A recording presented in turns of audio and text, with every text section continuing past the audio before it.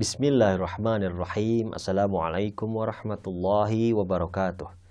Alhamdulillahirabbil alamin. Ikhwan wa akhwat fillah rahimakumullah. Alhamdulillahirabbil alamin. Di dalam pembahasan kita kali ini insyaallah kita akan membahas pelajaran mengenai masalah masuk dalam B juga, tapi ada hubungannya dengan haqqus syufa'ah. Haqqus syufa'ah itu apa? Mungkin ini ada istilah yang agak sedikit asing bagi sebagian orang mengenai masalah haqqus syufa'ah.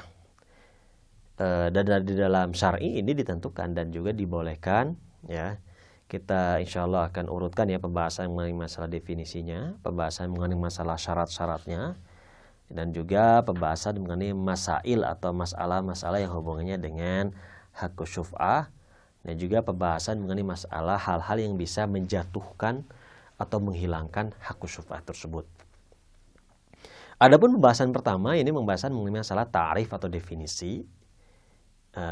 Definisi daripada haqqus syuf'ah itu mungkin kita definisikan dengan misal supaya kita lebih paham ya. Ini haqqus syuf'ah itu hak bagi syarik ya di dalam sesuatu yang bersyarikat kedua belah pihak ketika salah satu syariknya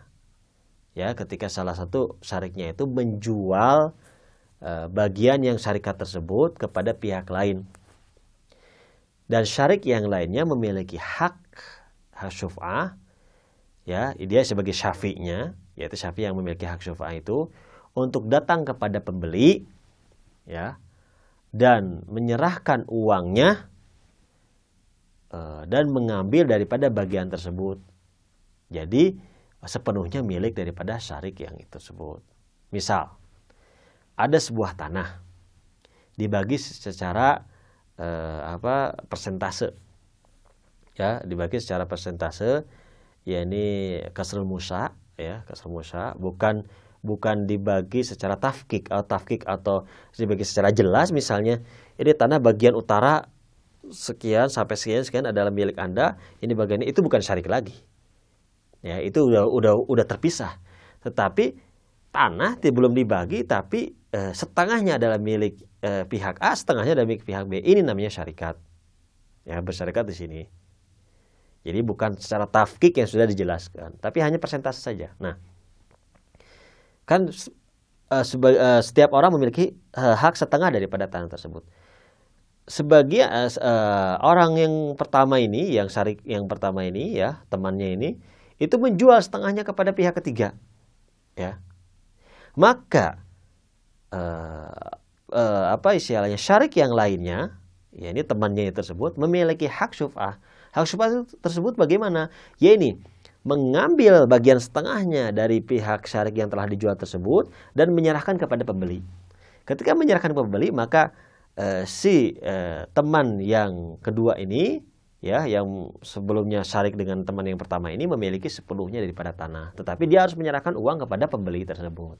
Ini namanya haqqus syuf'ah, dan si pembeli tidak memiliki hak untuk menolak, karena ini adalah haqqus syuf'ah. Gitu.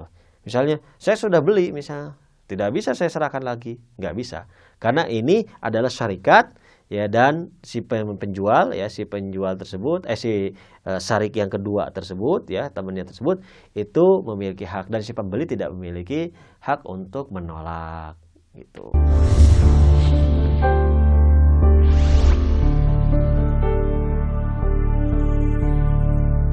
Itu namanya haqqus syuf'ah di dalam definisi dengan mithal atau definisi dengan contoh. Mudah-mudahan teman-teman mengetahui istilah tersebut, ya, definisi tersebut, mengenai masalah haqqus syuf'ah.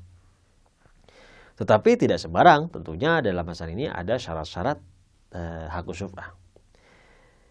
Yang pertama adalah haqqus syuf'ah itu bukan pada barang atau sesuatu yang bersyarikat, yang dimana barang tersebut bisa dipindah tangan, bisa qabil linaqal, atau bisa berpindah-pindah, seperti mobil bisa berpindah-pindah. Itu bukan itu, tetapi barang yang tidak bisa dipindah-pindah seperti tanah, gitu.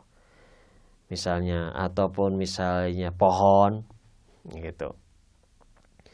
Dan juga selain daripada syarat yang tersebut, syarat yang keduanya adalah bisa dibagi. Itu bisa dibagi. Kalau misalnya tidak bisa dibagi sama sekali, ya, misalnya ada barang yang sama sekali tidak bisa dibagi, maka itu tidak bisa masuk di dalam kategori hak syuf'ah. Gitu. Nah, misalnya sesuatu yang tidak bisa dibagi, ya, sesuatu yang misalnya seperti misalnya kalau bisa kita ibaratkan, kalau misalnya ada kalau sesuatu barang yang secara tasawuri tidak bisa dibagi hatta dengan persentase pun, misalnya itu bisa terjadi. Misalnya kalau bisa tidak bisa dibagi, maka itu tidak bisa adanya haku syuf'ah di dalam masalah tersebut. Itu yang pertama. Yang kedua adalah bahwa sesuatu barang yang bersyarikatnya tersebut harus sistemnya itu persentase atau dengan saham musya atau kasr musya atau dengan persentase. Kalau sudah ditafkik jelas, misalnya tanah sebagian utara, ya, sampai sekian 10 meter, misalnya berapa meter, itu adalah sertifikatnya milik si fulan, ini milik si fulan. Itu bukan kasr musya lagi, bukan persentase lagi, itu sudah tafkik. Artinya sudah tafkik jelas, sudah tafkik, begitu tidak ada syarikat lagi di sini. Jadi harus kasr musya. Jadi kalau kasr musya masih ada hak syuf'ah di sana. Itu yang kedua, ya. Yang ketiga, di dalam syarikat tentunya setiap syarik, ya, syarikat itu persekutuan, itu setiap syarik itu memiliki hak atau ikhtiar terhadap hak syuf'ahnya, baik itu pihak pertama atau pihak kedua, ya. Kalau pihak pertama menjual, maka pihak kedua memiliki hak syuf'ah. Kalau pihak kedua menjual, maka pihak pertama memiliki hak syuf'ah di dalam masalah ini. Kalau misalnya dia bukan pemiliknya, ya kan, misalnya milik orang lain, maka tidak ada hak syuf'ah. Jadi dua-duanya harus pemilik daripada kasr musa'nya atau persentasenya. Dia harus pemilik aslinya, gitu. Itu yang ketiga. Yang keempat, misalnya ketika dipindahkan bagian, ya, daripada syariknya tersebut kepada pihak yang ketiga itu dengan jalan dijual. Kalau dengan jalan hadiah, maka itu tidak ada hak syuf'ah.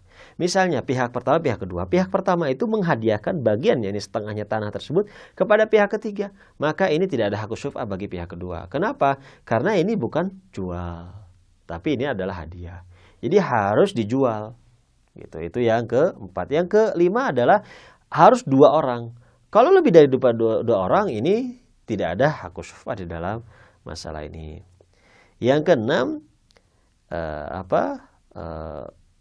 syafi atau orang yang memiliki hak syuf'ah, baik yang pertama atau yang kedua, itu harus memiliki kemampuan untuk memberikan uangnya terhadap pembeli tersebut. Gitu. Kecuali kalau misalnya si pembeli rela diserahkan uangnya diundur. Misalnya si pihak kedua, ya, pihak pertama, pihak kedua yang bersyarikat, ada pihak ketiga, dijual kepada pihak ketiga dari pihak pertama. Berarti si pihak kedua harus menyerahkan uangnya. Tapi ketika pada saat itu tidak ada uangnya, misalnya, maka tidak bisa ada hak syuf'ah.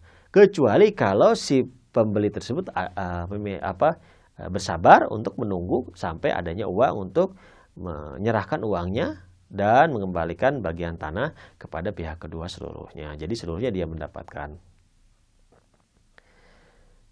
Yang selanjutnya, yang ketujuh adalah ketika tanahnya ingin diambil, bagian dari pembeli tersebut harus ada uang secara kontan, gitu. Kalau misalnya di waktu yang telah ditentukan itu pun tidak ada, jadi kan yang pertama itu 3 hari, yang kedua 3 hari plus waktu yang ditentukan tambahannya. Ketika itu pun di waktu yang telah ditentukan itu tidak ada, maka hak syuf'ah hilang di pada saat itu. Jadi sudah diberi 3 hari juga tidak ada. 3 hari tambah beberapa waktu juga tidak ada uangnya, maka hakku syuf'ah hilang pada saat. Yang terakhir, ini yang terakhir, syarat yang terakhir, ini syarat yang ke-9 di dalam masalah ini. Ketika mengetahui bahwa pihak syariknya itu menjual kepada pihak ketiga, maka sejak saat itu pihak yang kedua memiliki hakku syuf'ah. Sejak saat itu. Gitu. Dan pada saat itu harus segera dalam masalah ini harus menyerahkan uangnya dan mengambil bagiannya. Kalau misalnya tidak, maka itu akan bermasalah.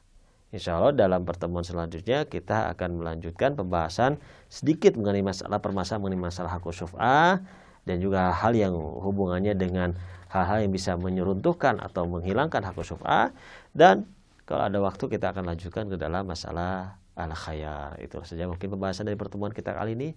Wabillahi taufiq wal hidayah wal inayah. Wassalamualaikum warahmatullahi wabarakatuh.